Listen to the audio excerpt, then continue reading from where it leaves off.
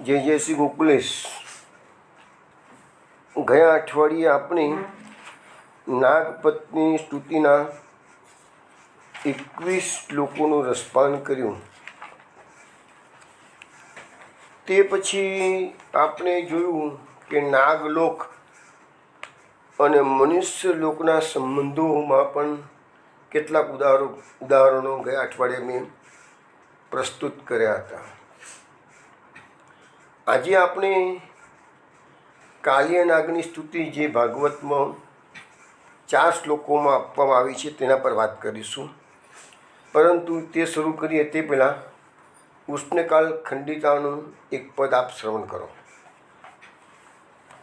कौन के बुराए भोर आए हो भवन मेरे, ऊंची दृष्टि क्यों न करो, कौन तेल जाने हो. कौन के बुराए भोर आए हो भवन मेरे, ऊंची दृष्टि क्यों न करो, कौन तेल जाने हो. जाहि को भवन भावे ताहि को सिधार कान, ऐसी कौन चाड़ परी, कौन गही आने हो.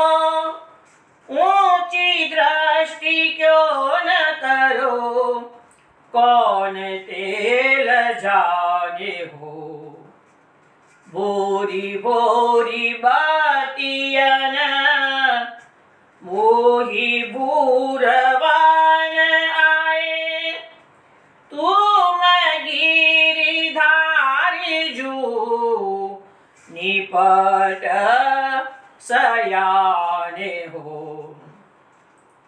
कृष्ण दास प्रभु मोहन नागर, कृष्ण दास प्रभु मोहन नागर, मैं लालन नीके कर जाने हो. ऊंची दृष्टि क्यों न करो, कौन तेल जाने हो. कौन के बुराए भोर आए हो भवन मेरे, ऊंची दृष्टि क्यों न करो, कौन तेल जाने हो. ऊंची दृष्टि क्यों न करो, कौन तेल जाने हो. વૈષ્ણવ, આ પદ આપે બિભાસ રાગમાં શ્રવણ કર્યું છે. કૃષ્ણદાસજી આ પદમાં આપણને સમજાવે છે. આ એકચ્યુઅલી ખંડિતાનો ભાવ મેં આપણને શીતકાળમાં ઘણા પદો આપણે શ્રવણ કર્યા છે. એ વખતે ખંડિતાના ભાવ સમજાવવામાં આવ્યા હતા કે ખંડિતા એટલે વચન ખંડિત થયું એટલે એ કીર્તનનું નામ છે ખંડિતા. ભગવાન ગોપીજનોના મનોરથ પૂર્ણ કરવા માટે એમને રાત્રિ લીલાની વાત કરીને પ્રોમિસ કરે છે. પરંતુ જ્યારે ભગવાન સભા સુધી પધારતા નથી ને ગોપીને આખી રાત રાહ દેખાડ્યા કરે છે, તાને ગોપીને જે ઉપાલંબ આપવાનું મન થાય છે એ આપણા ખંડિતાના પદોમાં આપણને જોવા મળે છે. આ શું છે કે જગતનો નાથ એ પણ ગોપીના ઉપાલંબ એટલે કે ઠપકો સાંભળી લે છે. અહીંયા લખે છે ને, કોણ તે લજાણે હો ઊંચી દ્રષ્ટિકોણ. ભગવાનને પણ નીચું મોડું ગાળવું પડે છે. આપણે નથી કહેતા અને નીચું મોડું ગાળવાનો વારો આવ્યો. તો અહીંયા ભગવાનની હાલત તમે જુઓ. જગતનો નાથ ગોપીની સામે દ્રષ્ટિ પણ કરી શકતો નથી. કેટલો પ્રેમ. આમ આ પુષ્ટિ માર્ગ આપણો કેવો છે તો પ્રેમ પરવસતા, પ્રભુને પણ ભક્તોના પ્રેમ આગળ પરવશ બનવું પડે છે. હવે અહીંયા આ કીર્તનમાં વાત એવી છે, પ્રભુ આખી રાત ગોપીને રાહ દેખાડે છે.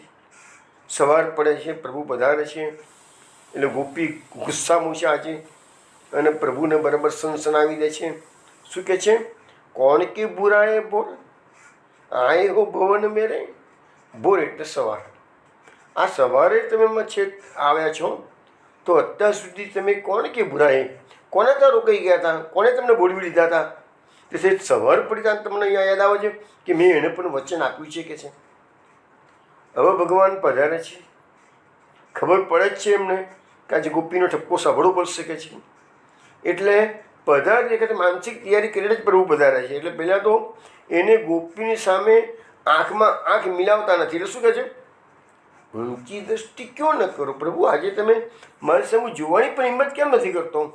કોણ તે લઈ જાણે હો, તમને કેમ આવો શરમ આવવા મળી, લજ્જા આવી ગઈ છે કે મેં ભજનનો ભંગ કર્યો છે, એટલે લજ્જા આવી ગઈ છે કે છે. આ ગોપી તો જરા તમતમી ગયેલી છે આજે, કૃષ્ણને સારું ખોટું સુનાવવાની મૂળમાં આવી ગયેલી છે કે છે. એટલે કહે છે જાહી કો ભવન ભાવે તાહી કે સિધારો કાન. અરે હવે પ્રભુ તમે શુક્રવાર સવારપણી આવ્યા છો કે છે, જેના ત્યાં તમને વધારે પડતું ગમી ગયેલું હોય ત્યાં તમે જતા રહો. તો જ રહો ને કે છે. આ તો પેલાના જેવું છે, પતિદેવ જોબ પરથી રાત્રે મોડા ઘેરે આવ્યા હોય, એટલે પતિ ગુસ્સામાં હોય, પત્ની કે ભાઈ આજે પાર્ટીમાં જવાનું છે, કોઈ જગ્યાએ જવાનું છે, પતિને કામ અલ્ટિમેટલી ઓફિસમાં આવી ગયું હોય, બહુ મોડાયા હોય, એટલે પેલી પત્ની એને તમારીને સમજાવે, સંભળાવી દે બરાબર નહીં કહે છે. ઓફિસનું જ ઘર બનાવી દો ને એના કરતો કહે છે શું કરે આટલા મોડા મોડા ઘરની યાદ આવી તમને? હજી પાર્ટીમાં જવાનું હતું એટલે પેલી તૈયાર થઈને બેસી 2 કલાક રાહ જોયું. તો એ તો આ તો લૌકિક વાત છે, પણ અહીંયા આ તો આપણી અલૌકિક વાતમાં પ્રભુને પણ સાંભળવું પડે છે. એસી કોણ ચાણ પરી કોણ ગઈ આને હો. એવી કઈ સુંદરી છે કે જેને તને પકડી રાખ્યા હતા આખી રાત કે છે, મારા ત્યાં આવા ના દીધા કે છે. પછી હવે પ્રભુ કશું બોલવા જાય છે, કંઈક તો ક્લેરિટી તો કરવું પડશે ને કે કેમ મોડું થયું, શું થયું, શું નહીં. પણ ગોપી પ્રભુનો સ્વભાવ જાણે છે કે આ વાતો બનાવવામાં બહુ હોશિયાર છે, ઉસ્તાદ છે કે છે. એટલે શું કહે છે? ભોરી ભોરી બતિયન મોહી ભૂરવનાય. પ્રભુ અમને બધી ખબર છે કે છે, તમે બહુ ભોળી ભોળી વાતો કરી અને મને ભોળવી નાખશો કે છે. મોહી ભૂરવનાય, મને ભોળો બનાવ્યા છો અત્યારે કે આખી રાત કે છે બીજાને મનોરથ પૂર્ણ કરવું છે, અને હવે કહે છે કે ખોટી ખોટી વાતો કરીને મને ભોળવી દેવા છો કે એમ ને. તું ગિરધારી છું નિપટ સયાને હું. એ ગિરધારી, અમે તને બહુ તમે સાણાથી ને બધી વાતો ના કરશો કે છે, અમે તમને બરાબરના ઓળખી ગયા છીએ કે. શું કહે છે? કૃષ્ણદાસ પ્રભુ મોહન નાગર મેં લાલન નિકે કર જાણે હો. કૃષ્ણદાસજી કે છે અહીંયા પ્રભુને ગોપી સંબોધનો કેટલા કર્યા, ગિરધારીનું સંબોધન કર્યું, મોહન, નાગર, લાલન. હવે એકચ્યુઅલી છે ને આ બધા સંબોધનોની પાછળનો કોઈકનો કોઈ ભાવ પણ રહેલો છે. પણ અહીંયા આપણને મુખ્ય વાત એક જ છે કે નીકે કર જાણે હો, હું તમને બરાબરની ઓળખી ગઈ છું. આપણે સમાજમાં પણ સામાન્ય આપણે વાત કરતા હોઈએ, કોઈ જોડે ઝઘડો થાય, હા હું તને બરાબરનું ઓળખું છું કે છે. બૈરાને હવે તું શું કરે છે કે છે, તમે આપણે દાનના પદો છે ને તેમાં આ પ્રકારની ભાષા ગોપીજનોનો બહુ પ્રયોગ જોવા મળશે. જ્યારે દાનના પદો આપણે પહેલાં લીધા પણ છે, હજુ પણ લઈશું દાનના દિવસોમાં, તેમાં આ પ્રકારની ભાષા ગોપીજનો કૃષ્ણની પાસે બહુ વાત કરી રહ્યા છે કે અમે તને બરાબરનો કનૈયા ઓળખી ગયા છીએ કે છે. હવે આપણે જે ભ્રમણ ગીતનો પ્રસંગ હજુ વાર છે આવવાની, ભ્રમણ ગીતમાં પણ જ્યારે ભમરો ગોપીજનોને કૃષ્ણનો સંદેશો લઈને આવે છે ને, તેમાં ગોપીજનો કૃષ્ણના સંદેશાના સામે અને ભમરાને બી કેવડાવે છે. શું કહે છે ભમરાને? વિશ્વ શિરસી પાદમ વેદમ્યમ ચાતુકારે અનુનય વિધસ્તે અભ્યતે દૌતેર મુકુંદાત. એટલે કહે ભમરા, તું વિનય કરવામાં અને ક્ષમાયાચના કરવામાં તો ઘણું હોશિયાર થઈ ગયું છે કે છે. અમે તારી ચાપલુસી જાણીએ છીએ છે. તારા સ્વામીએ તને બરાબરનું ભણાવીને મોકલ્યો છે કે છે જેવો તારો સ્વામી એવો તું પણ એવું છું કે છે. તારા સ્વામીએ તને બરાબરનું શીખવાડીને ભણાવીને મોકલ્યું છે કે છે, પણ અમે તારા સ્વામીને બરાબરના ઓળખી ગયા છીએ. તો અહીંયા પણ ગોપીજીનો ભમરાને સામે સામે કૃષ્ણને સંભળાવે છે કે અમે પ્રભુ તને બરાબરના ઓળખી ગયા છે. વિચાર કરો, એ જગતના નાથને ઓળખવા માટે હજારો લાખો વર્ષોથી યોગ્યો તપસ્યા કરે છે. તે કૃષ્ણ તત્વ કોઈના સમજવામાં આવતું નથી, પણ એ જ કૃષ્ણ તત્વને આ ગોપીજનો સારી રીતે ઓળખી ગયા છે. અને એટલે તો કહે છે કે મેં નીકે કર જાને હો. અને ભગવાન કેવા છે? વાતો કરવામાં બહુ ચતુર છે, કુશળ છે. એટલે એ જ પાછા ભ્રમર ગીતમાં એક બીજા શ્લોકમાં ગોપીજનો કૃષ્ણને કહેશે, એટલે એના ભમરાને કહેશે, પરિચરતી કથમ તત પાદ પદ્મમ તું પદ્મા. અરે આ કપટીના ચરણ કમળોની સેવા પેલી લક્ષ્મીજી કેવી રીતે કરતી હશે કે છે? જરૂર એ ઠગારાની ઠગારી વાતોમાં જેવી રીતે અમે આવી ગયા અને બોળવાઈ ગયા, એવી રીતે લક્ષ્મીજી પણ એ ઠગારાની વાતોમાં આવી જ ગયા લાગે છે કે છે. એ તો કાયમ માટેની લક્ષ્મીજીના ચરણની સેવા કરી જ કેવી રીતે શકે કે છે? એને છોડી દે કે છે? એ તો ઠગારો છે કે છે. ઇવન એક ભગવદીએ એક પદમાં એવું ગાયેલું પણ છે કે ગોકુલ કે લોગ મહાઠગ. અને કૃષ્ણને એ પદમાં એમ કીધું છે કે તું તો કૃષ્ણ ઠગોનો પણ સરદાર છું, બધાને ઠગવા આવ્યો છું. ને આપણને પણ આ જગતમાં ભગવાને મોકલી આપણને પણ ઠગી દીધા છે. આપણે વિષય વાસના મોહના બંધનના રમકડામાં ફસાઈ ગયા છીએ. અને ભગવાન કહે છે તું ઠગાઈ ગયું છું કે છે. જેને આ વિષય વાસના, આ મોહ માયા મમતા એના રમકડા ના ગમતા હોય એ જ પ્રભુને પ્રાપ્તિ કરી શકે. બાકી ભગવાન બધાને ઠગી રહ્યા છે. ચલો વિષ્ણુ, આ એક ખંડિતાનો સુંદર પદનો ભાવ સારી રીતે સમજાવવાનો પ્રયત્ન કર્યો છે મેં. હવે આપણે 16મા અધ્યાયની નાગદમન લીલામાં વિશેષ વાત કરીએ. ગયા વખતે આપણે જોયું હતું કે નાગપત્નીઓએ શ્રી કૃષ્ણની જે સ્તુતિ 21 શ્લોકોમાં તે પૂરી થઈ હતી. અને છેલ્લા શ્લોકમાં તો નાગપત્નીઓ એમ બોલે છે કે પ્રભુ, જે વ્યક્તિ શ્રદ્ધાથી તમારા પ્રકારે તમારા આજ્ઞા પ્રમાણે વર્તન કરે છે એ સર્વ પ્રકારના ભયમોથી મુક્ત થાય છે. આ બધાને એપ્લિકેબલ છે. ભગવદ આજ્ઞા એટલે શાસ્ત્રજ્ઞા. શાસ્ત્રમાં જેટલી આજ્ઞાઓ છે એ બધી ભગવદ આજ્ઞાઓ. કારણ કે શાસ્ત્ર નિર્માણ કર્યું છે કોને? તો મહામુનિઓએ કર્યું છે, બધા ઋષિ મુનિઓએ કર્યું છે. અને એ બધી મોટે ભાગે ભાગવત એટલે સમાધિ ભાષા. એવી રીતે આપણા 2 પ્રકારના ગ્રંથો છે, શ્રુતિ અને સ્મૃતિ. એટલે બધા ગ્રંથો ભગવદ આજ્ઞાથી જ લખાયેલા છે. એટલે શાસ્ત્ર આપણું કહેવાય છે શું કે શાસયતિ ઇતિ શાસ્ત્રમ. આપણા જીવનનું જે શાસન કરે એ શાસ્ત્ર કહેવાય. તમે જે દેશમાં રહો એ દેશના કાયદા કાનૂન તમારે પાડવા પડે. તમે કાયદા કાનૂન ના ફોલો કરો અને એક પણ કાયદાનું ઉલ્લંઘન કરો તો સરકાર તમને કડક શિક્ષા કરશે. એવી રીતે આપણે આ ભગવાનની સૃષ્ટિમાં જન્મ લઈને આવ્યા છીએ. તો સૃષ્ટિના જે કંઈ કાયદા કાનૂન ભગવાને બનાવેલા છે, જેને આપણે ભગવદ આજ્ઞા કહીએ છીએ, એ બધાને આપણે ફોલો કરવો પડે. ફોલો ન કરો તેને પાપ કહેવાય. પાપ કરો એટલે તમને એનો દંડ ભોગવવો પડે. હવે અહીંયા શું કહે છે કે જે લોકો ભગવદ આજ્ઞાને ફોલો કરે છે એ બધા સર્વ પ્રકારના ભયમાંથી મુક્ત થયા. એટલે આ દુનિયામાં અભય દાન પ્રાપ્ત કરવું હોય તો એક જ વસ્તુ છે કે ભગવાનની શરણાગતિ. એમાં શું થયું કે અમે આપણી દાસીઓ છે, ગોપી નાગકન્યાઓ છે એટલે કહે છે, અને આપણી આજ્ઞા પ્રમાણે વર્તીશું. એટલે નાગપત્નીઓ જે કહે છે આપણે પણ ભગવાનને કહેવાનું છે કે અમે આપણી આજ્ઞા પ્રમાણે વર્તીશું.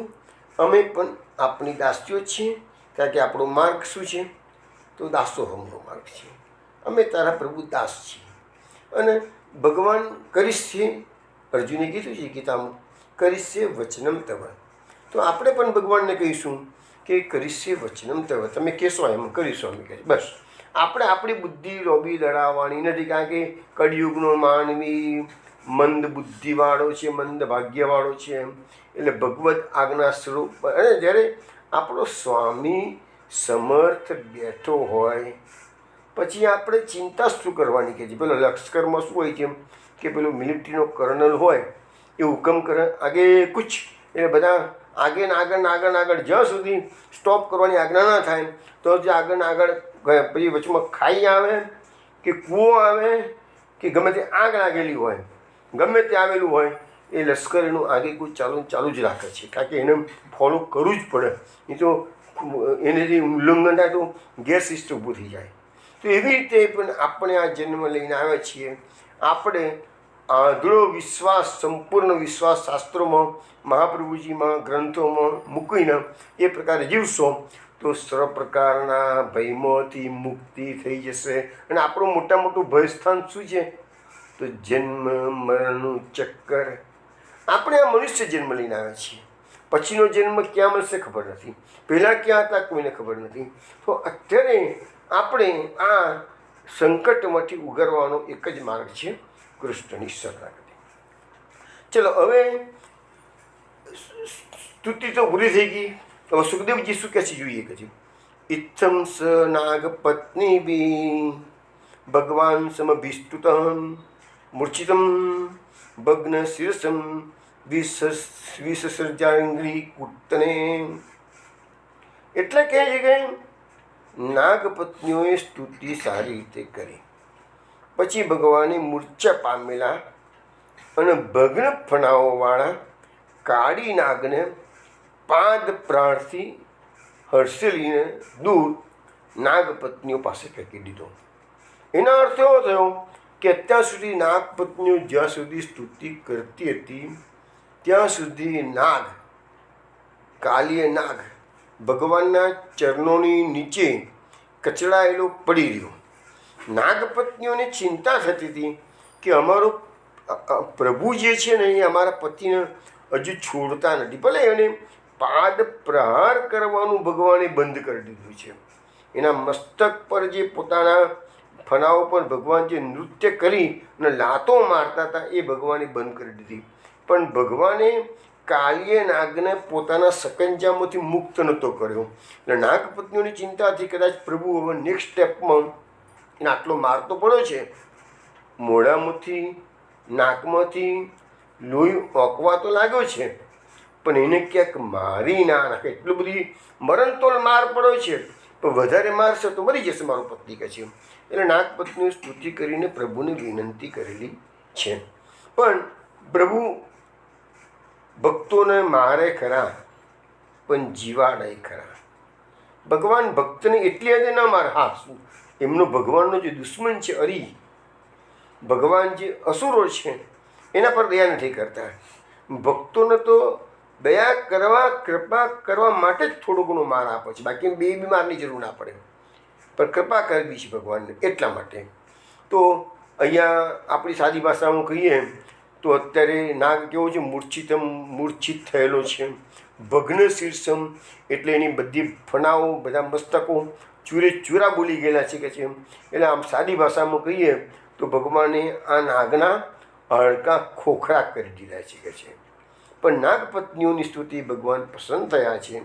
ભગવાને પછી નાગને પોતાના સકંજામાંથી છોડ્યો છે અને ભગવાને ફેરતી લાત મારી અને જો નાગપત્નીઓ દૂર ઊભી હતી હાથ જોડીને પોતાના બાળકોને લઈને એની જોડે એને હડસેલી દીધો છે.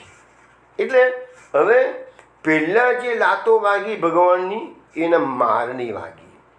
અત્યારે ભગવાને જે લાત મારીને એને દૂર હડસેલ્યો એ અત્યારે ભગવાને એને એ કેવો માર છે?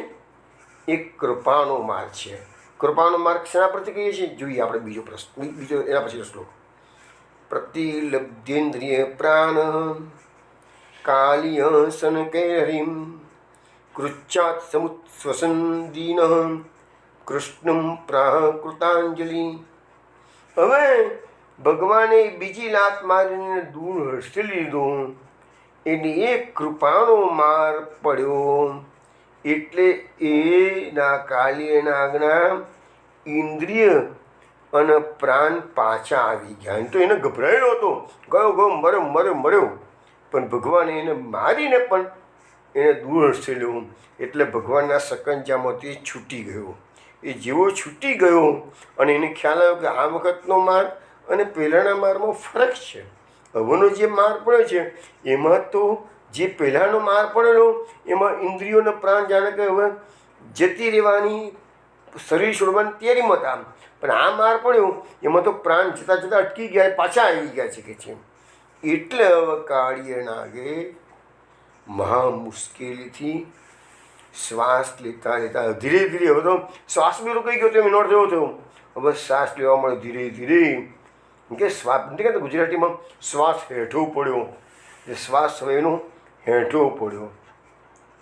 દિન જેવો થઈ ગયો. દિન માણસનો કોઈ બહુ માર પડે, દરેક માણસ, આ પોલીસ ખાતાનો પણ જુઓ ને, પેલા ગુનેગારોનો માર હતો કે 2 હાથ જોડીને કરતા હોય છે. તો દિન જેવો થઈ ગયો. 2 હાથ જોડ્યા અને શ્રી કૃષ્ણ ભગવાનની ધીરે ધીરે એની સ્તુતિ શરૂ કરી છે. હવે એક વસ્તુ જે માર ભણા નમસ્કાર નથી એટલા, હવે માર પડ્યો છે એટલે જે લડવા, જે થોડી વાર પહેલાં લડવા તૈયાર થઈ ગયેલો કાલીય નાગ, હવે એને 2 હાથ જોડ્યા છે અને દિન જેવો થઈ ગયો છે અને ભગવાનની સાથે હવે એની સ્તુતિ કરવા લાગી. જો શું કહે છે સ્તુતિ, 4 શ્લોકોમાં સ્તુતિ છે. નાગપત્નીઓની સ્તુતિ 21 શ્લોકોમાંથી, અત્યારે કાલીય નાગે 4 શ્લોકોમાં સ્તુતિ કરી. 4 શ્લોકોમાં એનો ભાવ એક જ કહેવાનો મુદ્દો છે. કાલીય નાગ પાસે લડવાનો કે આજીજી કરવાનો કે પોતાની સફાઈ કરવાનો કોઈ મુદ્દો નથી. કાલીય નાગની પાસે એક જ મુદ્દો છે અને એ છે કે પ્રભુ અમે તામસ જીવો છીએ, અમારી તામસી પ્રકૃતિ તમે જ મૂકેલી છે, તો મારો ગુનો શું આવ્યો છે મને બતાવશો? બસ આટલી જ વાત કહેવા માટેની 4 શ્લોકો. ગભરાતા બિચારો કહે છે, ગભરાઈ ગયેલો છે, બહુ માર પડ્યો છે ને એને, એટલે હજુ તો શ્વાસ હેઠો પડ્યો છે એનો. પણ ધીરે ધીરે એની પોઈન્ટની રજૂઆત કરી રહી છે. મૂળ વાત આ જ છે, તો અમે તામસ પ્રકૃતિના જીવો છીએ, તો આપણે પણ ભગવાનની વસ્તુ કહેવાની. પ્રભુ કળિયુગમાં જન્મ તે આપ્યો છે, તો કળિયુગના દોષો અમારામાં આવી ગયા, એમાં અમારો શું વાંક? જો કાલીય નાગના તામસ પ્રકૃતિ ભગવાને મૂકેલી છે, કારણ કે એ જન્મથી જ કાલીય સર્પની યોની આવી છે, નગની યોની આવી છે, એ તો જન્મથી જ તામસી છે. મહાપ્રભુજીએ પણ વચમાં મેં તમને ગયા અઠવાડિયે સમજાવેલું કે મહાપ્રભુજીએ પ્રસરણીની એક કારિકામાં કહ્યું છે, તમોગુણી જીવો જ્યારે તામસ કર્મો કરે છે ત્યારે એને સર્પની યોની પ્રાપ્ત થાય છે. હવે જુઓ, એટલે સર્પની યોની કોને પ્રાપ્ત થાય? તમોગુણી માણસો અને તામસ કર્મો, એવી કેટેગરીના વ્યક્તિઓ હોય એ સર્પની યોની પ્રાપ્ત થાય છે. એટલે એ અગાઉના જન્મનો જે તામસ ગુણ છે એ કેરી ફોરવર્ડ થયો છે. તો એમાં પછી ભગવાનનો જ વાંક કરવાનો આવે કે છે ભગવાને એક શું કરાય એવું કર્યું છે બધું તામસ ગુણ? તો આ તામસ ગુણ પેદા કોને કર્યો? ભગવાને કર્યું છે. તો કાલીય નાગ અત્યારે એના ક્લેરિફિકેશનમાં આ જ વાત કરે છે, પ્રભુ અમારો શું વાક્ય માગે છે? તમે આ સર્પની યોનિમાં જન્મ તમે આપ્યો, સર્પોને તામસી પ્રકૃતિ તમે મૂકી, આ ઝેરનું ઉત્પત્તિ તમે કરી શકે છે, તો અમારો શું વાંક મોકે છે? છતાં કાલીનાગ છેલ્લે ભગવાનને કહેશે, પ્રભુ હવે નિગ્રહ બહુ કર્યો છે, હવે અનુગ્રહ કરો. જોઈએ શું કહે છે. કાલે એવા છે, વયમ કલા સૌત્પત્યા તામસા દીર્ઘમન્યવ સ્વભાવો દુસ્તજો નાથ લોકાનામ યત્સગ્રહ. કાલીનાગ સ્તુતિ કરે છે કે હે નાથ, અમે તો જન્મથી જ ખલ, અમે દુર્જન છે જન્મથી જ. તમ ગુણી, આ પહેલાંના જમાનામાં બારવટિયા હતા, એ બારવટિયાના ઘેર છે છોકરું જન્મ્યું હોય એ જન્મથી જ જુએ કે મારો બાપુ ચોરીને લૂંટફાટ જ કરે છે, તો પછી છોરું ચોરીને લૂંટફાટ જ શીખવાનું છે, બીજું શું શીખવાનું છે? કહે પછી પેલો છોરો મોટો થઈને પ્રભુને ક્યારે કે તમે મને બારવટિયાના ઘેર જન્મ આપ્યો તો બારવટિયો બન્યો, મારો શું વાંક આવ્યો? કહે છે જેના જેવું છે એ કહે છે અમે તો જન્મથી ખલ તમો ગુણી, ઘણા ક્રોધી છીએ. જો એ 3 દુર્ગુણ બતાવ્યા કાલીય નાગના. જન્મથી જ ખલ દુર્જન છે, તમો ગુણી છે અને પાછળ ક્રોધી છે. સહેજ વારમાં તો ફૂફાડો મારે. હવે જે લોકો ખોટું કરવાની વૃત્તિવાળા હોય છે એમનો સ્વભાવ બદલી શકાતો નથી. હવે અહીંયા ખોટું કરવાની વૃત્તિવાળાની વાત નથી. દુનિયામાં કોઈ પણ વ્યક્તિની પ્રકૃતિ જે જન્મજાત હોય એ બદલાતી જ નથી. અને બદલાય છે તો ક્યારે બદલાય છે? કોઈ વિશિષ્ટ સંજોગોમાં, કોઈ મહાપુરુષની કૃપા હોય, શ્રી યમુનાજીની કૃપા હોય તો સ્વભાવ વિજયો ભવેત પદ્ધતિ વલ્લભ શ્રી હરિ આપણને જે મહાપુરુષે સમજાવી ગયા છે તે સ્વભાવ વિજયો ભવે તો સ્વભાવનો વિજય થાય ક્યારે? શ્રી યમુનાજીની કૃપા થાય તો. બાકી તો અહીંયા જે ભાગવતમાં લખ્યું છે એ પ્રકારે કોઈ વ્યક્તિનો સ્વભાવ બદલી શકાતો. સ્વભાવો દુષ્ટજો, અહીંયા લખ્યું છે સ્વભાવો દુષ્ટજો નાથ. તો કોઈનો પણ સ્વભાવ ત્યાગ કરવો, એને ત્યાગ સ્વભાવની વિરુદ્ધમાં જવું એ અશક્ય વસ્તુ છે. હવે એમાં થોડાક ઓપ્શન્સ હોય છે, પણ સામાન્ય રીતે આ વસ્તુ જે એપ્લિકેબલ છે એ સામાન્ય રીતે છે. હવે અહીંયા શબ્દ વાપર્યો છે દીર્ઘ મન્યવહ, એટલે દીર્ઘ સમયથી અમે બધા નાગો સર્પો ક્રોધી હોઈએ છીએ. એટલે સહેજ વારમાં કોઈનો પગ ભૂલથી પડી જાય તો પણ એને દંશ મારી દે, અને સહેજ વારમાં પણ દંશ મારી દેતા હોય છે. હવે પછીનો શ્લોકમાં શું કહે છે? ત્વયા સૃષ્ટમિદં વિશ્વમ ધાતુર્ગુણ વિસર્જનમ નાના સ્વભાવ વિદ્યો જૌ યોની બીજાશયા કૃતિ. આ શ્લોકમાં કહે છે કે સૃષ્ટિના સર્જનહાર ગુણોથી વિવિધ પ્રકારની સૃષ્ટિનું આપે સર્જન કર્યું છે, જેમાં જીવોના સ્વભાવ, વીર્ય, ઓજસ, યોની, બીજ, આશય, આકૃતિ એ બધું જુદું જુદું હોય છે. તમે જુઓ આ વિશ્વની અંદર અબજો માણસો જીવે છે, બીજી સૃષ્ટિ જુદી, પણ આપણે માણસની વાત કરીએ ને તો અત્યારે અબજો વિશ્વમાં માણસ, એમ કે છે લગભગ અત્યારે વિશ્વની વસ્તી લગભગ 6 અબજ ઉપર નીકળી ગઈ છે કે છે. તમે જુઓ તો કોઈ પણ માણસના ચહેરા સરખા જોવા ના મળે, કોઈ પણ માણસનો સ્વભાવ જેવો સરખો ના મળે, કોઈ માણસની જવાન એટલે કે જેની વાણી છે એ સરખી જોવા ના મળે. તમે ફોન પર કોઈ સાથે વાત કરો તો ફોન પરથી પકડી પાડો આ ફલાણી વ્યક્તિ મારી સાથે વાત કરેલી છે. વિચાર કરો એ અવાજ કેટલા પ્રકારનો છે. તો એટલી બધી વેરાયટી ભગવાન મૂકી શકે છે. ચાલ દૂરથી કોઈ વ્યક્તિને ચાલતો તમે જુઓ તો પકડી પાડો કે ફલાણી વ્યક્તિ આવી રહી છે, ચહેરો ના દેખાતો હતો પણ એની ચાલ પડતી જ કે છે. તો એ કેટલી આ ભગવાનની સૃષ્ટિની ખાસિયત જુઓ. એટલો છે ને ઘણી વખત સત્સંગમાં મજાકમાં હું બોલતો હોઉં છું કે જેવી રીતે આટલી બધી વેરાયટી ભગવાને અહીંયા મૂકી છે ને, એવી રીતે જ્યારે ભગવાન ધામમાં જે નિત્ય લીલાના જીવો જાય તો એની ઓળખાણ કેવી રીતે થતી હશે? તગાળે તો ત્યાં ગાળે દરેકના દિવ્ય શ્રી અંગમાંથી દિવ્ય સુગંધ નીકળતી હોય, અને દિવ્ય સુગંધ એટલી બધી પિક્યુલિયર હોય કે જેવી રીતે આપણી વાણી પરથી પકડી કે ફલાણી વ્યક્તિ બોલી રહી છે, એવી રીતે દિવ્ય સુગંધ પરથી ભગવાનના જે પાર્ષદો તગાડે હોય કે નિત્યલીલાના જીવો હોય એની ઓળખાણ થઈ શકે છે. આ અમારું અનુમાન છે, આવું કોઈ શાસ્ત્રોમાં લખેલું નથી. પણ દિવ્ય ગંધ, કારણ કે એ તો ગંધ તો દરેકની આવે, ચોક્કસ વાત છે. ઇવન સ્વર્ગની અપ્સરાઓ છે કે ગંધર્વો છે એના તો વર્ણન વચેલા જ છે. એ લોકોના શરીરમાંથી કમલ જેવી સુગંધ આવતી જ હોય છે.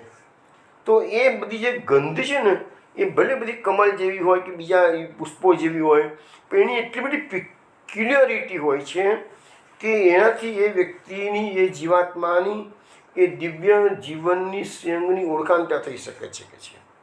તો અહીંયા ભગવાને પણ આ સૃષ્ટિમાં એટલી બધી વેરાયટી મૂકેલી છે કે દરેક જણ, ઇવન તમે જુઓ અમારે એમ એક ભાઈને ઓળખીએ છીએ, એના ટાઈમ જોડવા છોકરા છોકરીનો જન્મ થયો, 1 મિનિટનો પણ ડિફરન્સ નહીં હોય કદાચ છોકરાનો અને છોકરીની વચ્ચે. અને તો છોકરી સ્વભાવની શાંત અને છોકરો ક્રોધી આવ્યો. છોકરી ભણવામાં હોશિયાર, છોકરો મૂઢ જેવો હતો, સામાન્ય ભણતરમાં હતો કે છે. તો આ તમે જુઓ એક જ માના પેટે 2 બાળકો એક જ સમયે જન્મેલા છે, તો પણ આટલી વેરાયટી ભગવાને મૂકેલી છે.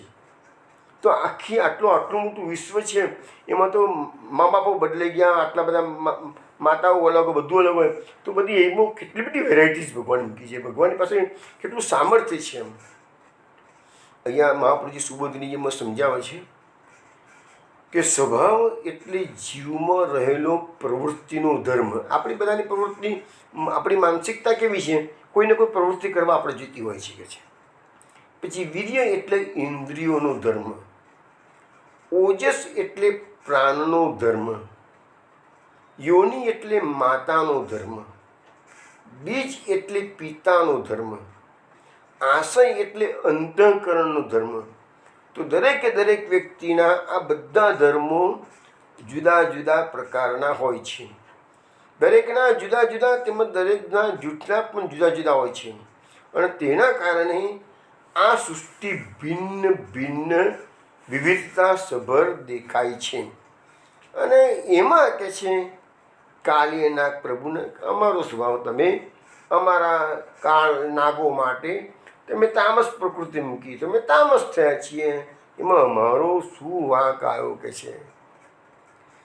પછી ઇવન તમે જો સર્પની યોની છે ને, એમાં પણ અનેક પ્રકારના સર્પ હોય છે.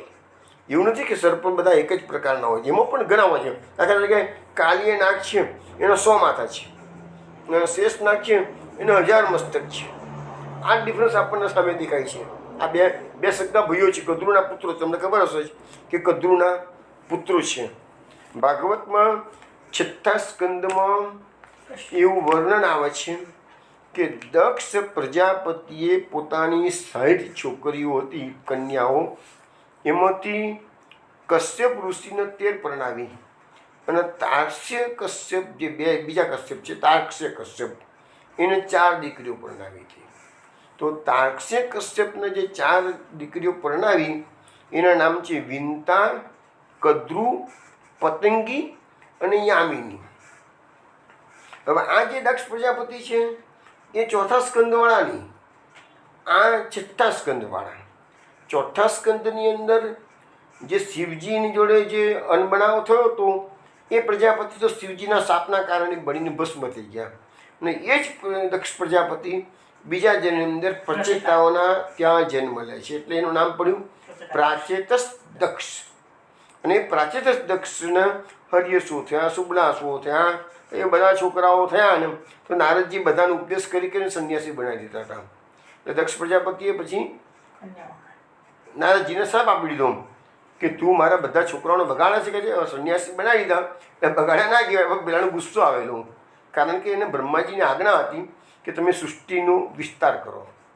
અહીં કાર્યમાં વિક્ષેપ થતો હતો. એટલે નારદજીને કીધું કે તમે એક જગ્યાએ બેસી જ નહીં શકો, કાલે તમારે ભટક કરવું પડશે. તો આજે બી નારદજી ભટક્યા કરે છે. અને પછી એને કહ્યું કે છોકરાઓ ઉત્પન્ન કરીએ તો મારા બેટો કે આપણને છોકરાઓને ભટકાવી દે ને કે છે.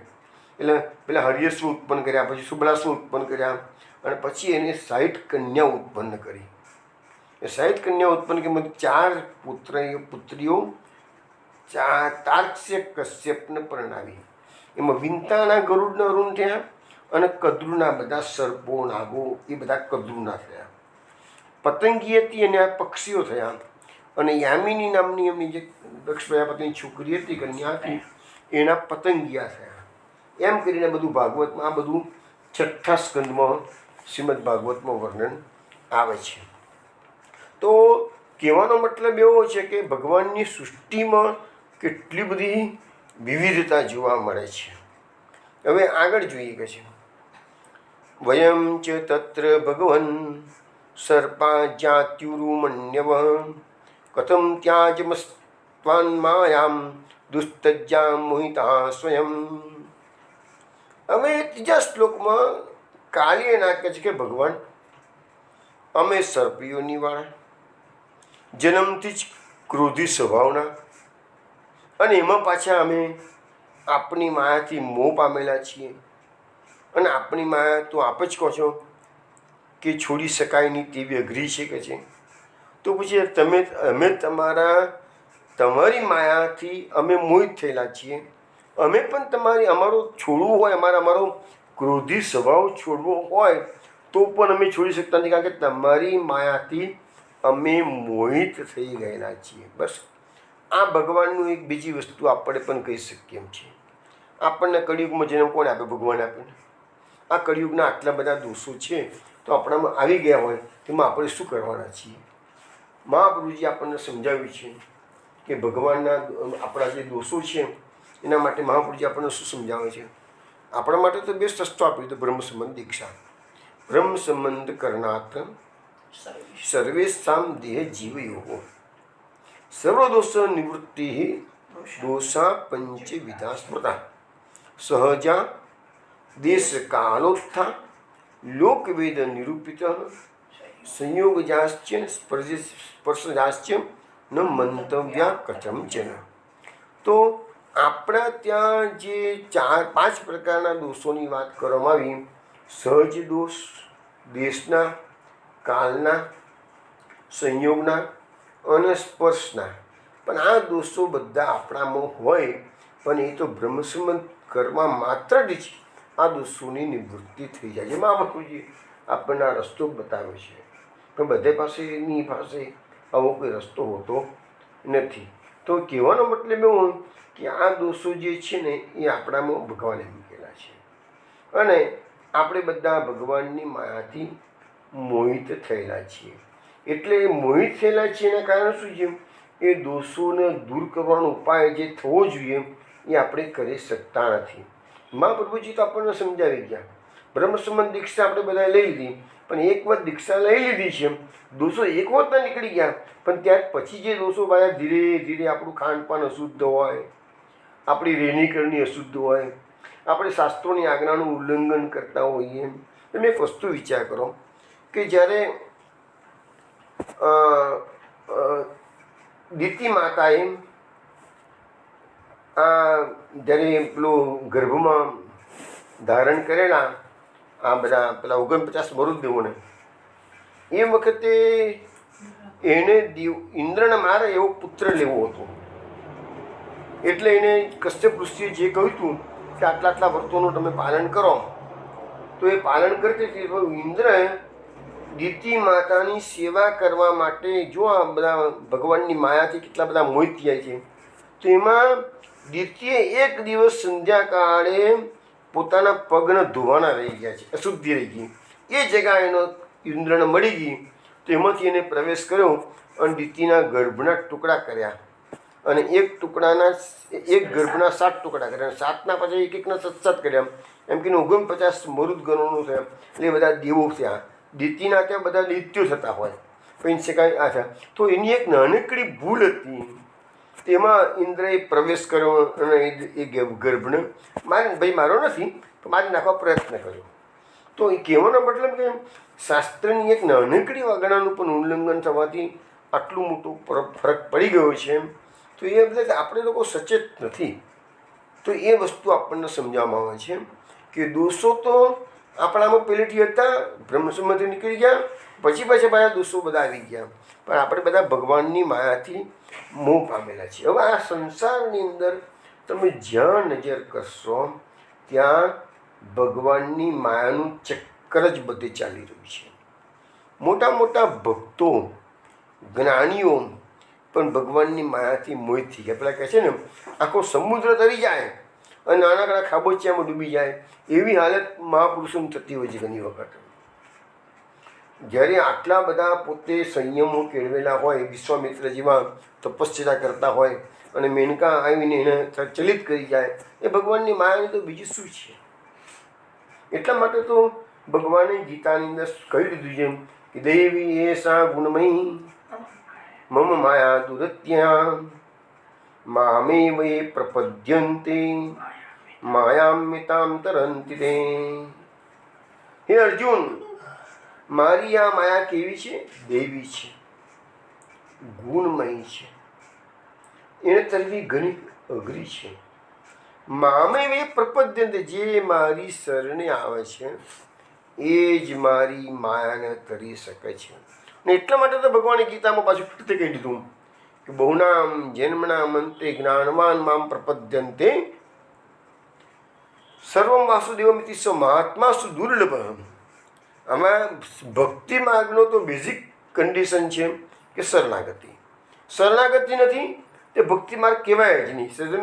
શરણ ભક્તિ માર્ગ ભલે ને એ મર્યાદા માર્ગ હોય કે પુષ્ટિ માર્ગ હોય, ભક્તિ માર્ગમાં ઓવરઓલ તમે પ્રવેશ કરો ક્યારે? પહેલાં તો ભગવાનના શરણાગત તમે થઈ જાઓ. આ બેઝિક કન્ડિશન છે. શરણાગતિ વગરનો ભક્તિ માર્ગ શક્ય જ નથી. પણ જ્ઞાનીઓ એ લોકો ભક્તિ માર્ગીય નથી ને. એટલે ભક્તિ માર્ગીય શરણાગત થઈને ભગવાનની કૃપાના બળે પ્રભુની પ્રાપ્તિ કરવાના છે. જ્ઞાનીઓ સ્વબળે યોગ સાધવાના છે.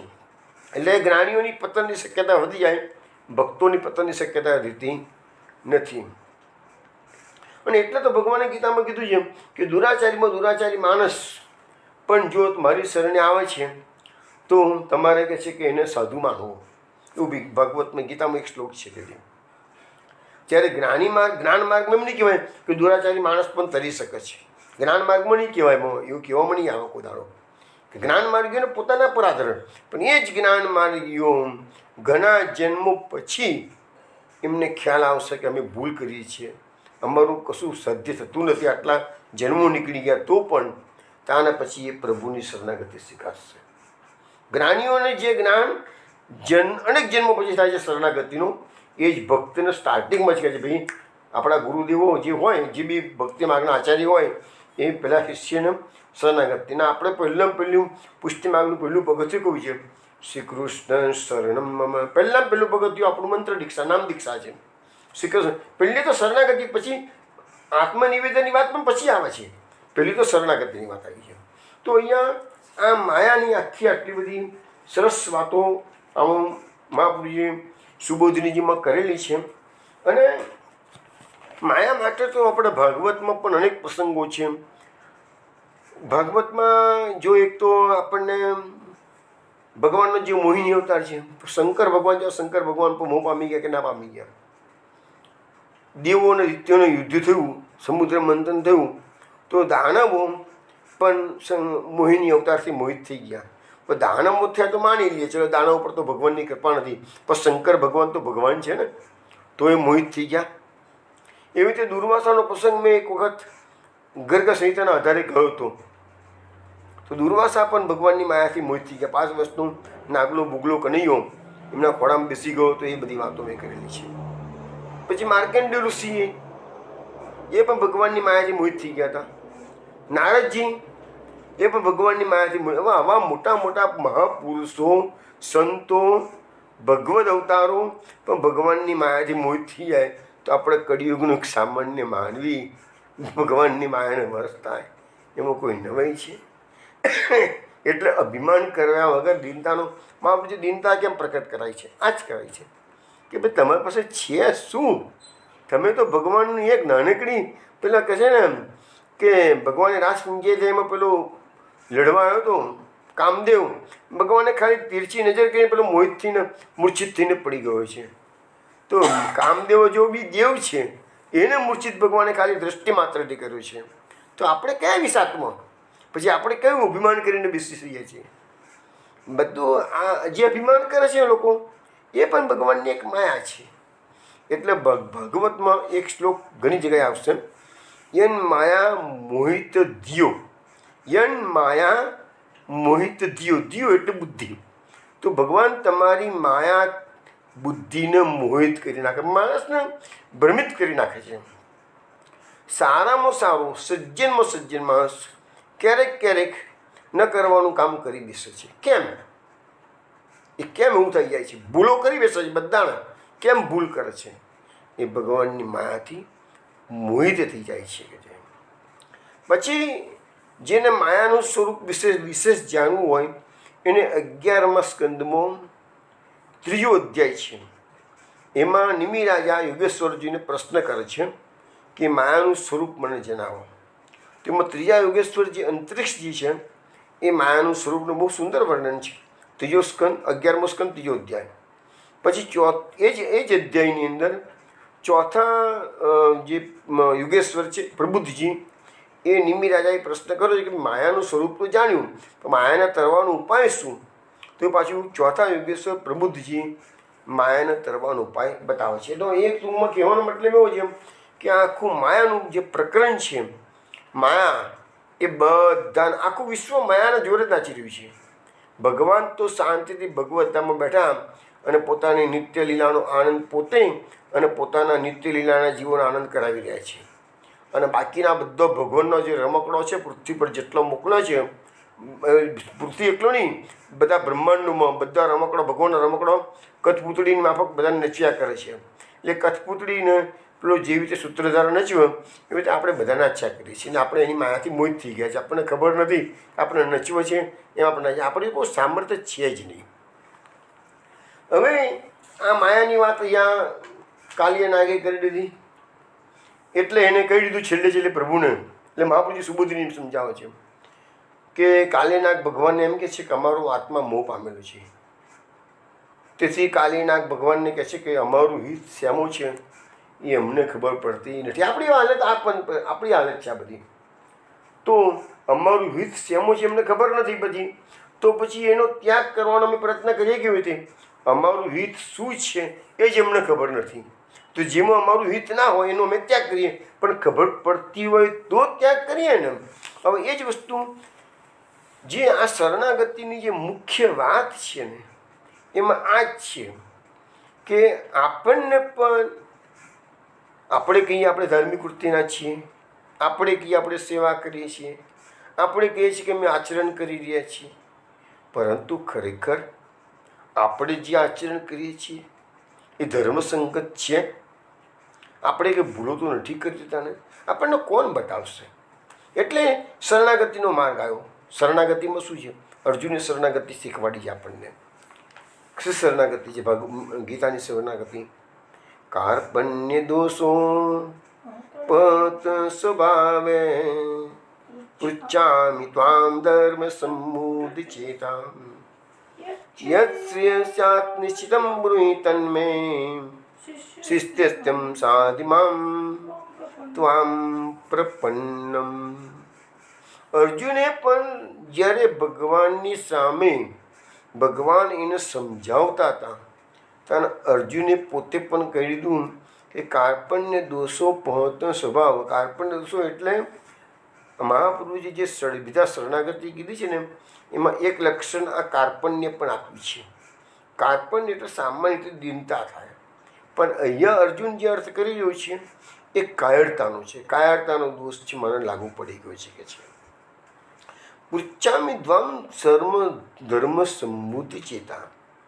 હે પ્રભુ, હું ધર્મમાં મૂઢ ચિત્તવાળો છું, માટે આપણે પૂછ્યું છે. આપણે બધા બી ધર્મને આપણે ગમે તેટલું આચરણ કરતા હોઈએ, પરંતુ આપણે બધા સાચું શું ને ખોટું શું એ સમજી શકતા જ નથી.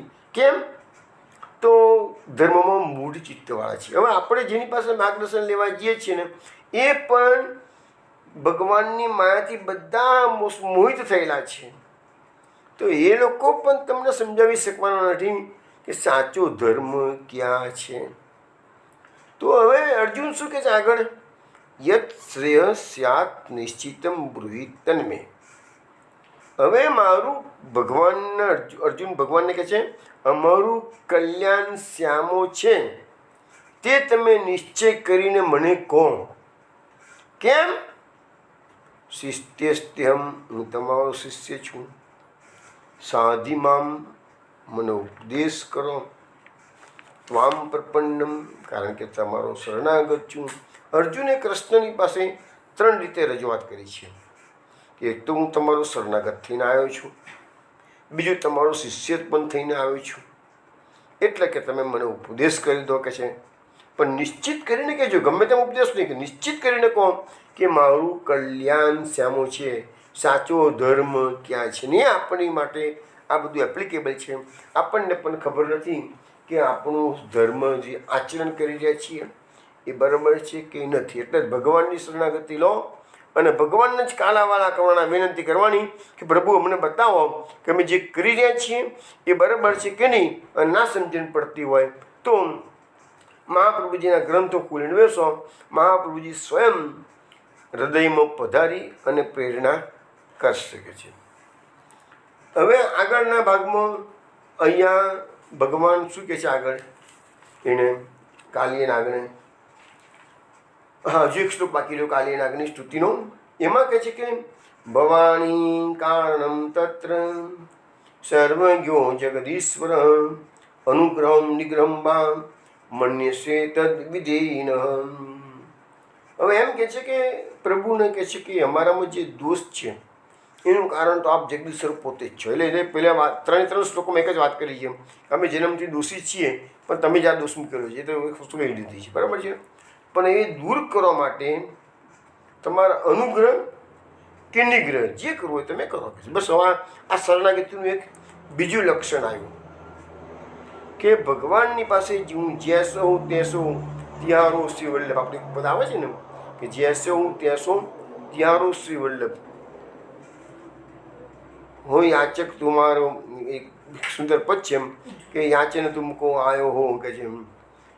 તો એ ભગવાનની પાસે માગણી કરવાની છે એમ કે પ્રભુ હું જેવો છું તેવો છું પણ તારું છું. આપણામાં મુખ્ય વસ્તુ શું છે કે છે આપણે પંચાક્ષર બોલીએ છીએ એમાં શું વાત આવે છે એ જ વસ્તુ છે કે હું તારું છું. સંસ્કૃતમાં નથી બોલી શકતો તારું, કારણ કે અપરસનો મંત્ર છે માટે, પણ હું તારું છું, હું બીજા કોઈનું નથી. આટલું જ ભગવાનની પાસે આપણે કન્વે કરવાનું છે બસ, કે પ્રભુ તારું છું, હું બીજા કોઈનું નથી.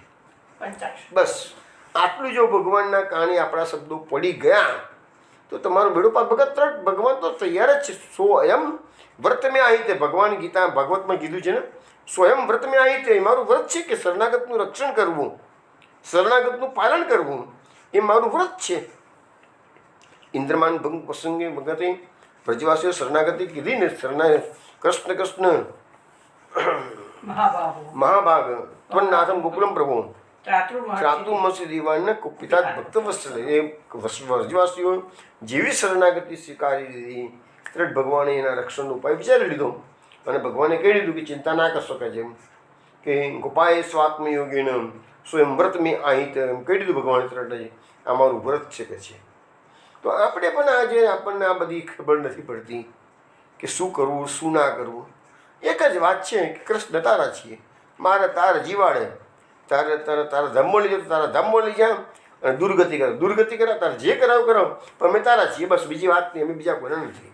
આ એક જ સિમ્પલ સીધો સાદો આ પુષ્ટિ માર્ગમાં સીધો સાદો સિદ્ધાંત આપણને સમજાવવામાં આવેલો છે મહાપુરુષજીએ.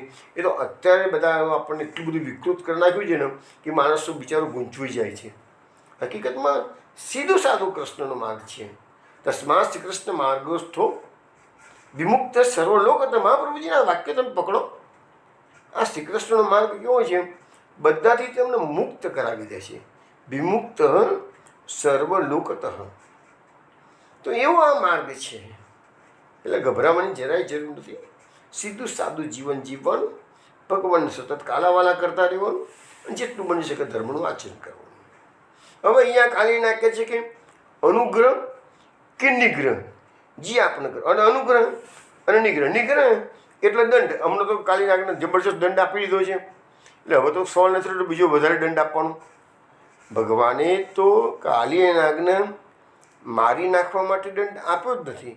કાલિય નાગને યમુનાજીનું જળ વિષ રહિત કરવું છે માટે દંડ આપ્યો છે.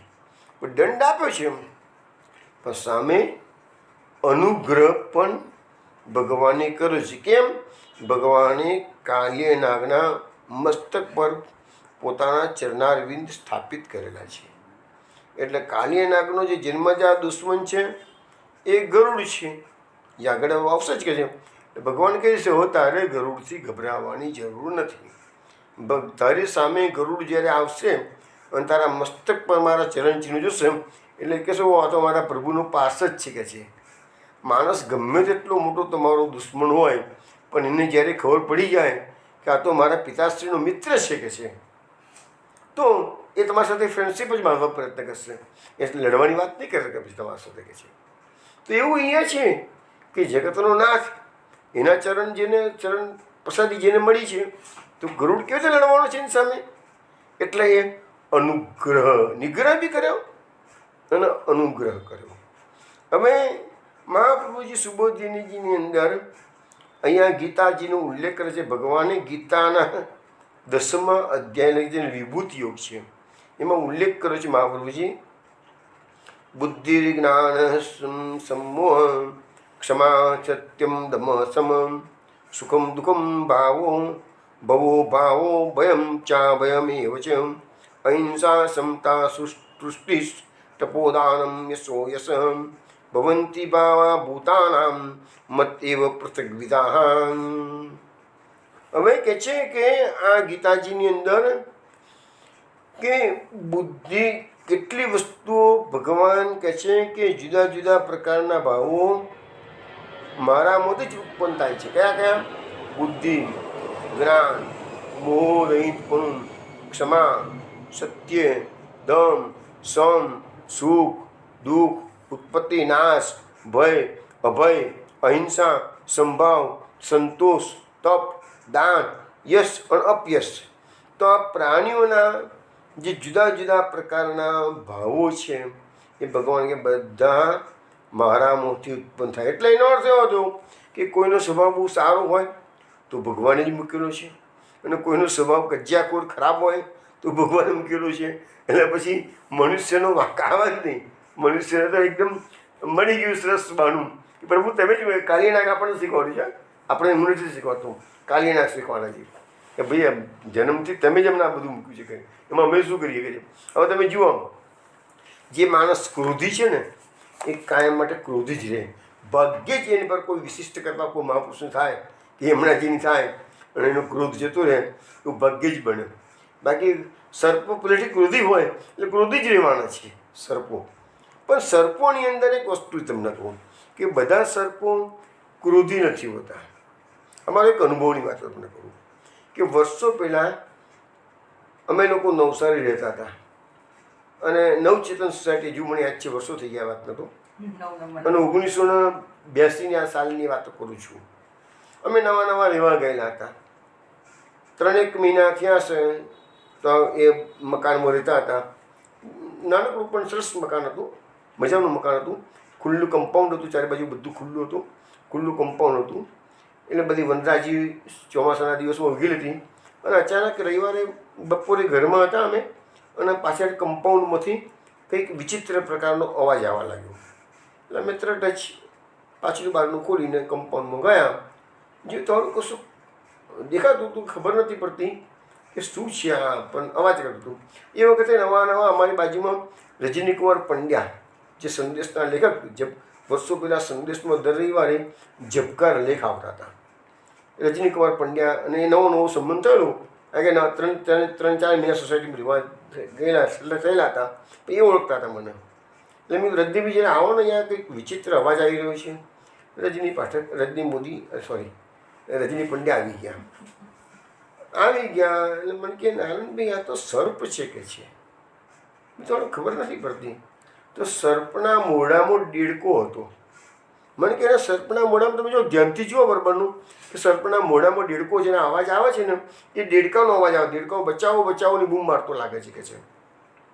હા પણ મારો બેટો દેડકો સર્પ એટલે કે કાળ કહેવાય, મૃત્યુ કહેવાય, એના મોઢામાં બેઠો છે તો બેઠા બેઠા જીવડા ખાય છે પાછું. આનું મેં કીધું આનું ખરું આશ્ચર્યની વાત છે યાર. જેને 1 મિનિટમાં તો હવે કાળનો કોળિયો બની જવાનો છે, એમાં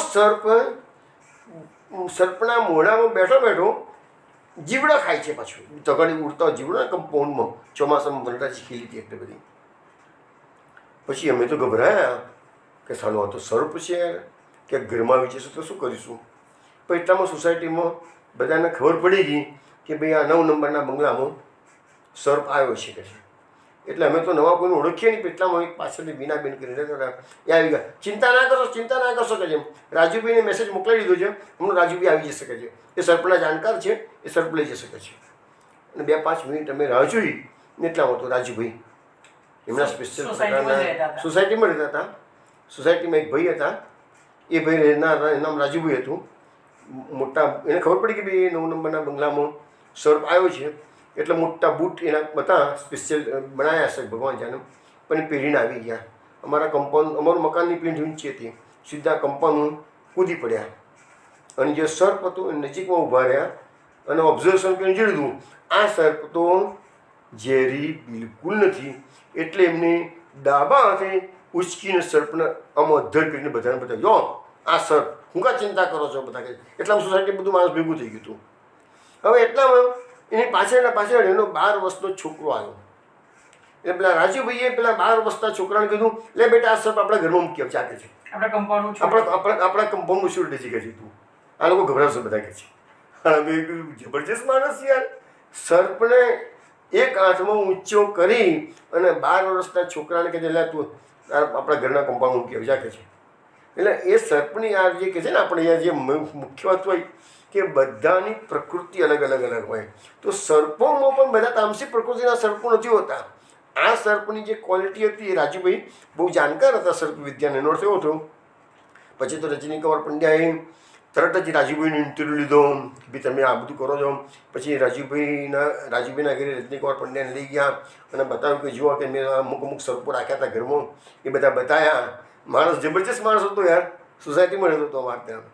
અને પછી તો બીજા રવિવારે કે ત્રીજા રવિવારે લેખ આવી ગયો રાજુભાઈનો, અને એમાં અમારું નામ બધું આવી ગયું કે તારાભાઈ દોસ્તી બૂમ મારી. અમે દોડતા ગયા અને રાજુભાઈ આવ્યા. અને રાજુભાઈ આટલા બધા જાણકાર માણસ છે એવો સંદેશમાં લેખ પણ આવી ગયો. એ દિવસ 1982 સાલની વાત કરું છું. એટલે કહેવાનો મતલબ મારો શું છે કે સર્પોમાં પણ વેરાયટી હોય. આપણા મનુષ્યમાં સારા સ્વભાવનો મનુષ્ય હોય, ખરાબ સ્વભાવનો મનુષ્ય હોય, આતંકવાદીઓ હોય, દેશભક્ત હોય. એટલે આપણામાં ફરક છે. એવી રીતે સર્પની યોનિમાં પણ આ બધો ફરક પડતો હોય છે. તો અહીંયા કાલિય નાગ છેલ્લે ભગવાનને શું કહે છે, એ સુબોધનીજીમાં મહાપ્રભુજીમાં લખ્યું છે, કાલિય નાગે સંપૂર્ણ શરણાગતિ સ્વીકારી લઈ પોતાની જાતને પ્રભુના ચરણોમાં અર્પણ કરી. આત્મનિવેદન. હવે જો આપણું પુષ્ટિમાં આવ્યું આત્મનિવેદન, જે આપને યોગ્ય લાગે તે મારું કરો, ચાહે મારો ચાહે તારો. કારણ કે આ પછી બુદ્ધિના પ્રેરક છો. બુદ્ધિ પ્રેરક કૃષ્ણ છે. પુષ્ટિમાર્ગ. જીવ પોતાના સાધનોથી પ્રભુને પ્રાપ્ત કરવા પ્રયત્ન કરે તે વ્યર્થ છે. સાધનહીન જીવ જ્યારે સર્વાત્મ ભાવે પ્રભુને આત્મનિવેદન કરે ત્યારે જ શરણ ભગવાન એ જીવાત્માને પોતાના શરણોમાં લઈ લે છે. આ આપણો આત્મનિવેદનની વાત અહીંયા આવી ગઈ. આમ કાલિયનાગ ભગવાનને શરણે ગયો અને પછી ભગવાને એને જે આજ્ઞા આપી છે એ પછીના શ્લોકમાં વર્ણન આવશે. એટલે અત્યારે મુખ્ય વાત એક જ આવી છે, પહેલાં નિગ્રહ, પછી અનુગ્રહ અને છેલ્લે આવી શરણાગતિ. શરણાગતિ પછી ભગવદ આજ્ઞાનું પાલન કરવાનું છે. એ વાત આપણે હવે કાલ રાત્રે 8 વાગે મળીશું, ત્યારે કરીશું. ત્યાં સુધીમાં જય શ્રી ગોકુલેશ. જય શ્રી ગોકુલેશ. જય શ્રી ગોકુલેશ.